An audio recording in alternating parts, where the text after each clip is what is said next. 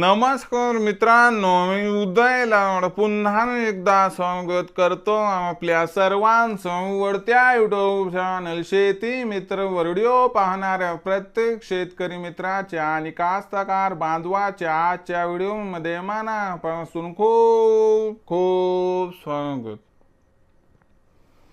मित्रांनो, thumbnail पाहितलं, title वाचलं हो मित्रांनो, सामान्य कास्तकार बांधवांचा सर्वात महत्त्वाचा सवाल की अखेर पुढील 4 दिवसात संपूर्ण राज्यात पाऊस कुठे आणि किती कोसळणार.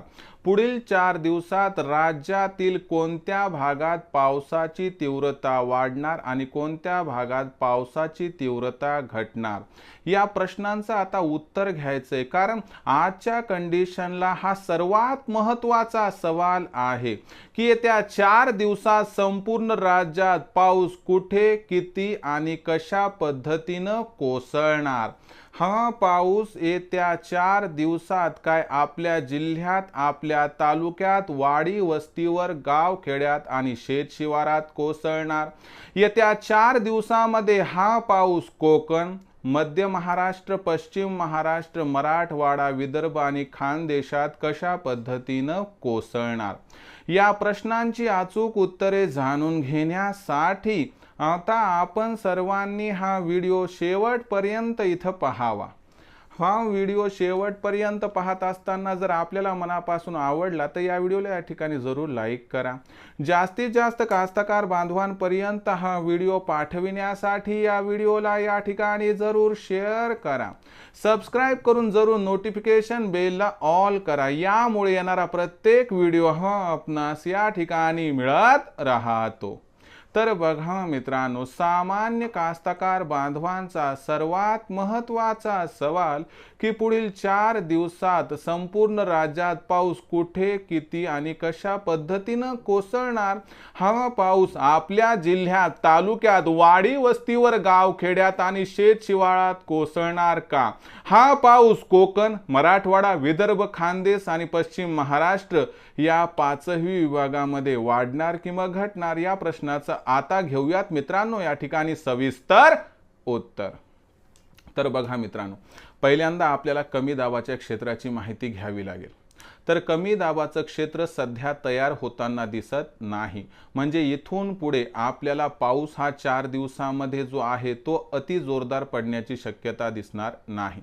याचा अर्थ पाऊस पडणारच नाही का? नाही, पाऊस पडणार, पण कुठे कुठे सांगतो तुम्हाला. जर जोरदार पावसाचा विचार केला तर जोरदार पाऊस सिंधुदुर्ग, रत्नागिरी, त्यासोबत आपल्याला ठाणे, पालघर आणि त्याचबरोबर आपल्याला या ठिकाणी बघायला गेलं तर रायगडमध्ये दिसेल. मुंबई शहर, मुंबई उपनगरमध्ये अधूनमधून जोरदार पाऊस आहे ते 4 दिवसात कोसळू शकतो. त्यानंतर आपण जर जोरदार पावसाचा विचार केला तर विदर्भामध्ये या आपण. विदर्भामध्ये चंद्रपूर, गडचिरोली, भंडारा, गोंदिया, नागपूर, यवतमाळ यातील असणारा जो भाग आहे त्यातील काही भागात जोरदार पाऊस कोसळू शकतो. शिवाय हिंगोली जिल्ह्यात एक जोरदार पाऊस कोसळण्याची शक्यता दिसत आहे. त्यानंतर आपण जर उर्वरित विदर्भाचा विचार केला की ज्यामध्ये नागपूरचा उर्वरित भाग, वर्धा, अमरावती, त्यानंतर बुलढाणा, अकोला, वाशिम इथं पाऊस हलका ते मध्यम राहील. त्यानंतर आपण मराठवाड्याचा विचार केला तर फक्त हिंगोली वगळता नांदेड, बीड, लातूर, धाराशिव, छत्रपती संभाजीनगर, जालना आणि परभणी या 7 जिल्ह्यांमध्ये पाऊस हलका ते मध्यम दिसणार आहे. खानदेशामधील जळगाव, नंदुरबार, धुळे या 3ही जिल्ह्यात पाऊस हा हलका ते मध्यम आहे. त्यानंतर आपण पश्चिम महाराष्ट्राचा विचार केला तर पुणे, सातारा, कोल्हापूर या 3 जिल्ह्यामध्ये घाटमाथ्यावर पाऊस जोरदार आहे. नाशिकच्या घाटमाथ्यावर आणि नगरच्या घाटमाथ्यावर पाऊस जोरदार आहे.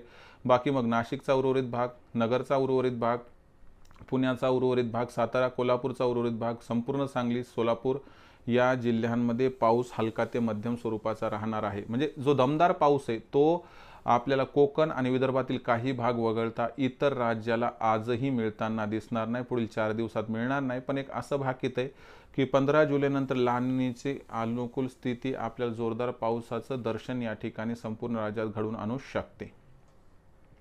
तर ही होती पावसाबद्दलची अचूक व लेटेस्ट अपडेट की येत्या 4 दिवसात संपूर्ण राज्यात पाऊस या पद्धतीनं राहणार आहे. तर मित्रांनो, पावसाबद्दल काहीही अपडेटेड माहिती पाहिजे असेल तर पाहत रहा आवडत्या यूट्यूब चॅनल शेती मित्रवर. आवडला असेल व्हिडिओ लाईक करा, सामान्य कास्तकार बांधवापर्यंत पाठवण्यासाठी शेअर करा, सबस्क्राईब करून नोटिफिकेशन बेल ऑल करा, यामुळे येणारा प्रत्येक व्हिडिओ हा आपणास या ठिकाणी मिळत राहतो। तर मित्रांनो, अशाच एका नवीन व्हिडिओसह मी आपला मित्र उदय लाड आपल्या सर्वांच्या आवडत्या यूट्यूब चॅनल शेती मित्र मिळत राहील। तोपर्यंत माझ्या प्रत्येक शेतकरी मित्राचे आणि कास्तकार बांधवाच्या आजच्या व्हिडिओमध्ये मनापासून पुन्हा एकदा खूप खूप आभार।